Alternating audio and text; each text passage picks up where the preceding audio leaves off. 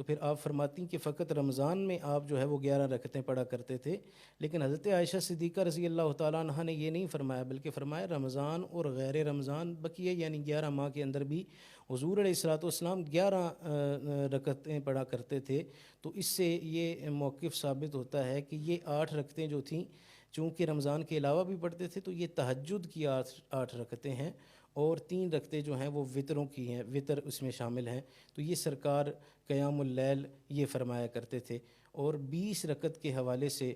دیگر کثیر روایات موجود ہیں جس میں صحابہ فرماتے ہیں کہ حضور رحمت عالم جانے جانا صلی اللہ علیہ وسلم رمضان المبارک میں 20 رکعت نماز تراویح ادا فرمایا کرتے تھے۔ تراویح کی اہمیت کیا ہے؟ تراویح کی اہمیت اس بات سے بھی، اس حدیث مبارکہ سے بھی ہمیں پتہ چلتی ہے کہ جس میں حضور علیہ الصلوۃ والسلام نے ارشاد فرمایا کہ من قام رمضان ایمانا و احتسابا